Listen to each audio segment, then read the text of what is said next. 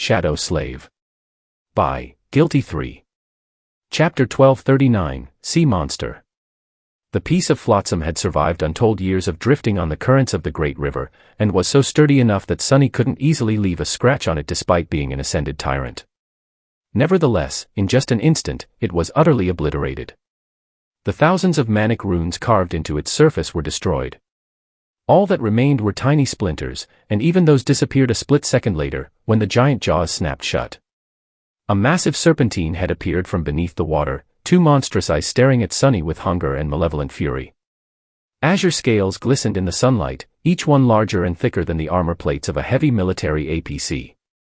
The creature was utterly enormous, ancient, and seemingly mad. But Sunny was already in the air. The height of his vertical jump was nothing to scoff at, so there was a lot of distance between him and the sharp, narrow snout of the abomination. However, it did not matter, because the giant sea serpent continued to rise from the water, revealing its tower-like neck. Its maw opened again like the gates of a dark abyss. Another second later, it had already shot 24 meters into the sky, threatening to swallow Sunny whole. Curse it! Why does such a huge monster even want to eat a tiny morsel like me? But then again, nightmare creatures were not really interested in human flesh. What they wanted were human souls.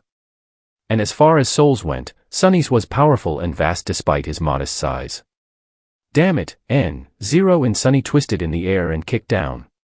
He was not trying to strike the sea serpent, instead, he used one of its fangs as a trampoline to catapult himself even further up.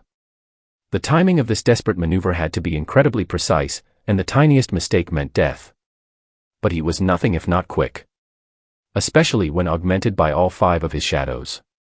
And if the bastard lost a tooth as a result, well, that would be even better. However, the sea serpent's fang did not break from Sunny's powerful kick. In fact, it was almost the opposite. If not for bone weave, Sunny's leg might have snapped. The giant fang seemed utterly indestructible, like a monolith made of pristine crystal jade. Wincing in pain, Sunny shot higher into the sky. And the creature followed. The serpent's long body continued to rise from the water, revealing its terrifying size and length. Just from the small part that could be seen, he judged that the abomination was at least a couple 100 meters in length. It was a true leviathan. Gods! Sunny was not sure that he could escape high enough to save himself from the sea monster. Or rather, the river monster. Even worse, he had nowhere to land. All around them, there was nothing but water. He looked at the approaching maw in despair. And then, the memory he had summoned finally manifested itself into reality. It was not the sin of solace, nor was it any other weapon. Instead, it was a long and narrow needle forged out of black metal, with golden wire wrapped around one of its ends. The heavenly burden. Without hesitating even for a moment, Sunny drove the needle into his forearm, grimaced, and swiftly sent all his shadows to wrap themselves around it. Instantly, the speed of his ascent increased tremendously. The heavenly burden did not give a person the ability to fly, but it did make the things it pierced float upward. Usually, the speed with which one drifted into the sky was not too great, but with the augmentation of 5 shadows, things changed. The maw of the azure leviathan, which had been drawing closer to Sunny at a frightening pace, slowly started to fall behind. He was ascending into the air faster than the serpent was rising from the water. The surface of the great river already seemed rather distant. Damnation! Why do I feel like a hot air balloon? After a few more minutes, the giant jaws snapped shut once again, and the leviathan stopped, staring upward with dark, hungry madness burning in its huge inhuman eyes. About 50 meters of its long body had already risen from the waters of the great rivers, looming above them like a tower of glistening azure scales. Streams of water flowed from the long ridge of its dorsal fin, with curved spikes protruding from it like giant blades. The monstrous sea serpent was rather magnificent. Or it would have been, if not for the clear signs of decay and corruption marring its massive body. Its eyes, which had been golden once, were now dim and cloudy, with lines of crimson pus spreading from them toward the long snout. The azure scales were covered by countless scars, some of them missing entirely to reveal pale, desiccated flesh. Pieces of rotten meat were stuck between its dark fangs. The ancient serpent stared at Sunny, and Sunny stared back. This is not good. The Leviathan was large enough to be a titan. Granted, Dwellers of the depths were often larger than their land counterparts. But if it was indeed a titan, then Sunny was in big trouble. Because titans had all kinds of ways to kill someone like him from afar. Shuddering, he concentrated and peered through the azure scales. He needed to understand what the creature's rank and class were. What Sunny saw left him shaken and revolted. Darkness. Nothing but vile darkness, with only one pronounced node that was the source of it. His mouth was suddenly dry. A great beast. Still being carried into the sky by the heavenly burden, Sunny let out a stifled laugh. Well, that's unexpected. He had never thought that he would be glad to see a great beast one day. But he was. A great beast was a harrowing creature of indescribable destructive power, but it was still fundamentally a beast. And beasts did not usually possess any unnatural powers. So, while the azure serpent was without a doubt an absolutely disastrous foe for Sunny, meeting it was still better than encountering a titan, a terror, a tyrant. Or even a devil of a lesser rank. Because the creature couldn't do anything to him while Sunny remained in the sky. Ah. But there is a problem. Forcing himself to look away from the towering monstrosity, Sunny studied the vast expanse of the great river. There was nothing but water, no matter in which direction he looked. He had nowhere to land. Chapter 1240, Sunny Zeppelin. The giant great beast was growing smaller and smaller as Sunny rose higher into the sky. The winds were howling, and he was slowly starting to feel apprehensive about how long it would take him to fall back down. The view was simply breathtaking. But even from such a high vantage point, Sunny could not see a single piece of land. There were no islands, no continents, and no ships. There was not even another piece of flotsam. He sighed. What a predicament. Enjoying the view? Sunny flinched and craned his neck, looking at the Sin of Solace. His identical copy was calmly standing on thin air, looking down at him. The wind was playing with the apparition's long black hair. Sunny frowned. I really need to get a haircut. You're ignoring me now? Ungrateful. He glared at the apparition silently, then asked, how are you doing that? Why aren't you falling? A wicked smile appeared on the face of the cursed spirit. It's because, unlike you, I'm not weighed down by sin. Sunny scoffed. Bastard. It's literally in your name. The two were silent for a few moments, giving him ample time to enjoy the fact of just how insane he had become. After a while, the Sin of Solace pointed down. Why bother resisting? Here's an idea. Just go jump into this beast's maw. Haven't you heard the stories about people traveling inside a sea creature's belly? With your luck, it will definitely bring you to somewhere pleasant. Sunny stared at the porcelain face of the apparition. If I die, you die too, you know. The Sin of Solace grinned. Maybe I would rather die than spend more time in your company. Have you ever thought about that? Sunny gritted his teeth, then looked away. He's not real. He's just a part of me. Since when am I this irritating?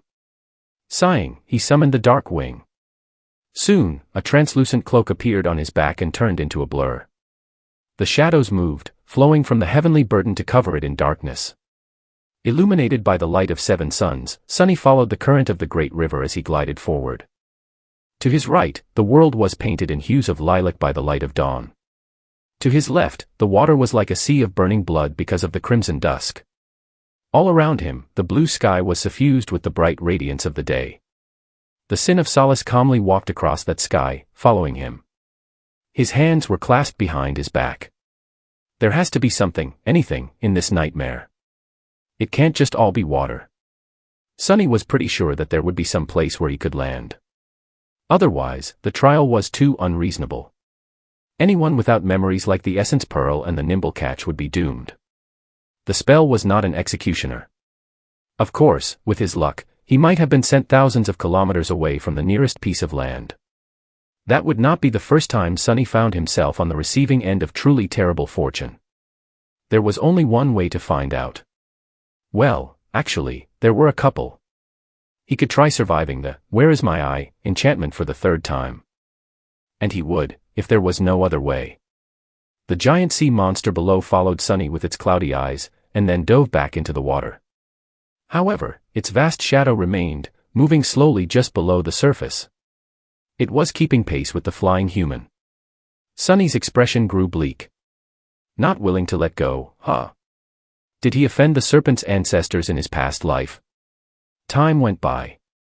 The sea serpent continued to follow Sunny, raising its head above the water from time to throw a chilling look in his direction. At some point, Sunny removed the black needle from his forearm and allowed himself to glide down for a while. There was a great beast waiting for him in the river. And if there was one below, there could easily be one above.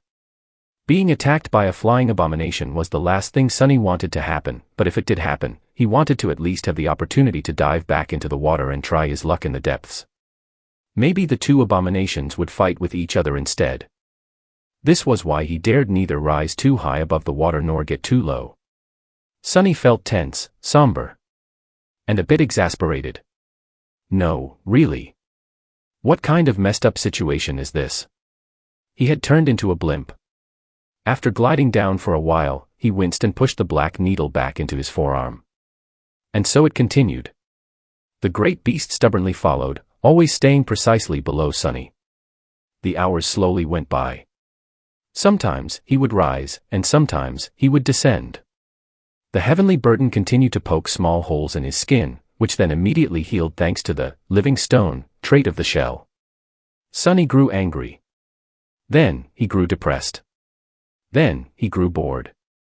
Eventually, he started to enjoy the feeling of flying through this beautiful world of radiant sunlight and shining water.